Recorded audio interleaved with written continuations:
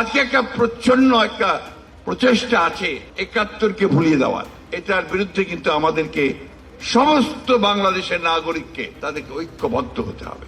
আওয়ামী লীগ ও জাতীয় পার্টিকে জাতীয় নির্বাচনে চান বিএনপি মহাসচিব মির্জা ফখরুল ইসলাম আলমগীর। তিনি বলেছেন, আমরা চাই সুষ্ঠু ও অবাধ নির্বাচন হোক। আওয়ামী লীগকেও নির্বাচনে আসতে হবে।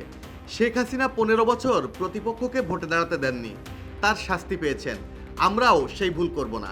একদিকে যুক্তরাষ্ট্রে এনসিপি নেতা আক্তারের পিঠে ডিম মারা হচ্ছে, সাথে ফখরুল ইসলাম তাসনিম জারাকে করা হচ্ছে লাঞ্ছিত। তার মধ্যেই আওয়ামী লীগ ও জাতীয় পার্টিকে নির্বাচনে চেয়ে ফখরুল ইসলামের বক্তব্য সামনে আসতেই সমালোচনার মুখে পড়েছেন তিনি। ফখরুল ইসলাম তার বক্তব্যে আরো বলেছেন, জামায়াত 30টি আসন চেয়েছিল, বিএনপি রাজি হয়নি। তিনি স্পষ্ট জানিয়ে দেন, জামায়াতকে আর মাথায় তুলব না। তার এমন বক্তব্যে রাজনৈতিক অঙ্গন জমে উঠেছে নতুন আলোচনায়। জীবন অবাক না করলে কে করবে? 28% মিল্ক ফ্যাটের অবাক করার সাথে ফ্রেশ মিল্ক পাউডার। জীবন অবাক করুক প্রতিদিন। ভারতের একটি গণমাধ্যমে দেওয়া সাক্ষাৎকারে তিনি এসব কথা বলেন।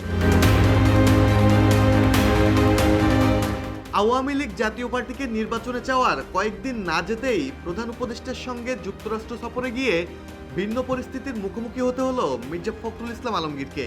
মঙ্গলবার রাতে নিউ ইয়র্কের জেএফকে বিমানবন্দরে নামার পরপরই মির্জা ফখরুল ইসলামের সামনেই এনসিপি নেতা আক্তার হোসেনের গায়ে একের পর এক ডিম ছুঁড়ে মারেন আওয়ামী লীগ নেতাকর্মীরা। সে সময় মির্জা ফখরুল ইসলাম আলমগীর, বিএনপি নেতা হুমায়ুন কবির, এনসিপি নেতা ডাক্তার তাসনিম জারা সহ সবাইকেই অকথ্য ভাষায় গালাগাল করে লাঞ্ছিত করা হয়।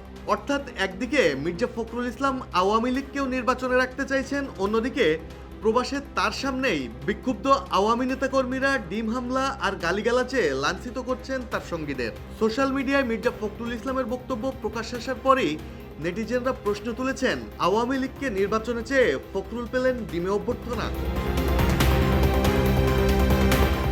ডেস্ক রিপোর্ট, জয় জয়দীপ।